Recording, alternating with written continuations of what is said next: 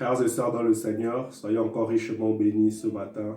Que l'amour, que la paix et que la grâce de Dieu soient notre partage en cette nouvelle journée dans le nom puissant du Seigneur Jésus-Christ. Alors ce matin, j'aimerais partager sur une pensée qui m'est venue. C'est la puissance du libre arbitre. La puissance du libre arbitre. Pourquoi ce thème? Parce que au fil des expériences, je me suis rendu compte que un acte, une parole que nous pouvons sortir peuvent avoir une conséquence directe ou indirecte sur le résultat d'une circonstance. Combien de fois dans une journée sommes-nous confrontés à ce choix du libre arbitre, d'aller à gauche ou d'aller à droite, de marcher par l'esprit ou de marcher par la chair? Dans une journée, quasiment, en permanence, nous sommes face à cette réalité. Mais, bien-aimé, en tant qu'enfant de Dieu, j'aimerais ce matin vraiment nous amener à méditer sur l'importance de marcher selon la parole de Dieu. Si nous voulons réellement expérimenter les promesses que Dieu nous a faites, car les promesses de Dieu, les promesses que Dieu a faites dans sa parole sont très souvent liées à une condition. Il dit, si vous mettez en pratique ma parole, si vous obéissez à ma parole, si vraiment vous m'obéissez, si vous marchez par l'esprit. Bien-aimés, ce matin, vraiment, il est important pour nous de prendre conscience de l'importance du libre arbitre.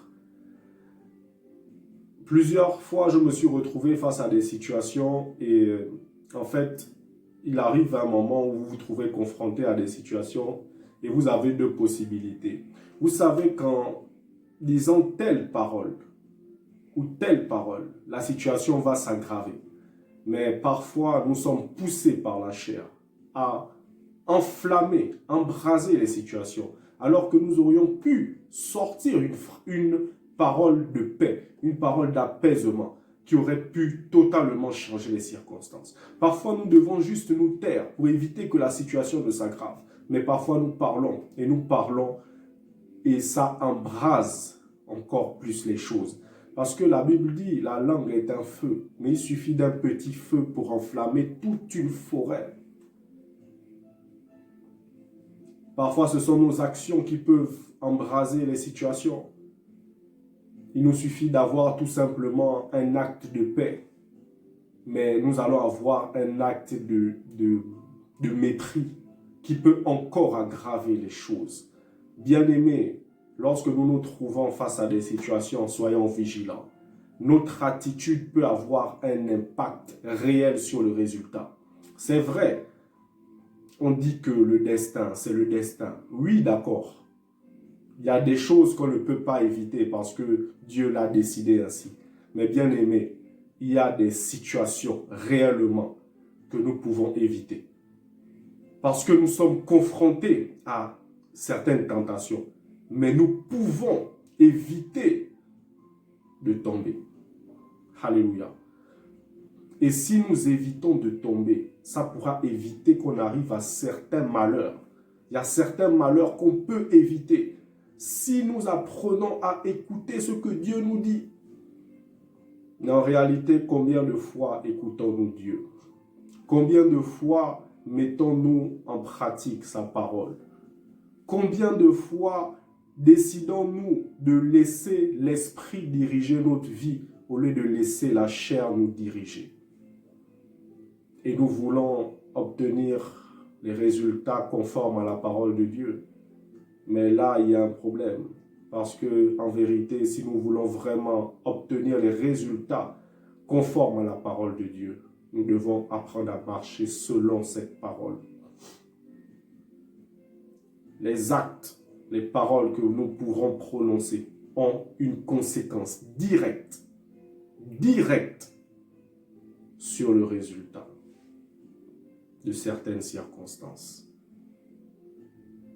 Plus que jamais, bien-aimés, ce matin, apprenons à prendre le temps de réfléchir avant de parler. de réfléchir avant d'agir. C'est tellement important.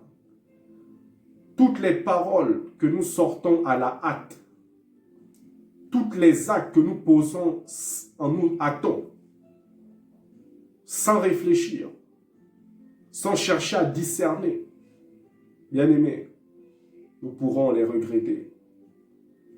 Mais grâce soit rendue à Dieu que parfois, lorsque nous prenons des mauvaises décisions, sa grâce nous garde, sa miséricorde nous garde, son amour nous garde de tomber. Et même si nous tombons, il nous relève selon sa miséricorde. Plus que jamais, bien-aimés, faisons attention aux paroles et aux actes que nous pouvons prononcer. Alléluia. Que Dieu vous bénisse ce matin dans le nom de Jésus.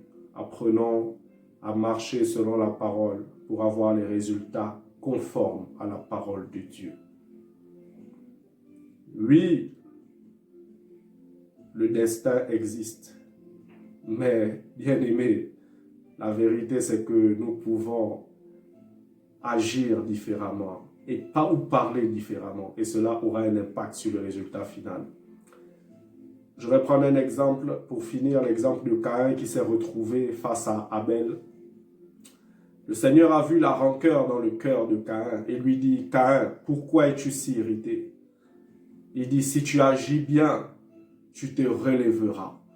Mais si tu agis mal, le péché fait tapis à ta porte et son désir s'est porté vers toi. » Mais il dit, « Toi, Caïn, domine sur le péché. » Donc Caïn aurait pu ne pas tuer Abel parce que dans son cœur avait été semée une rancœur. Et c'est cette rancœur, à force de la méditer, qui a fini par le pousser à tuer son frère.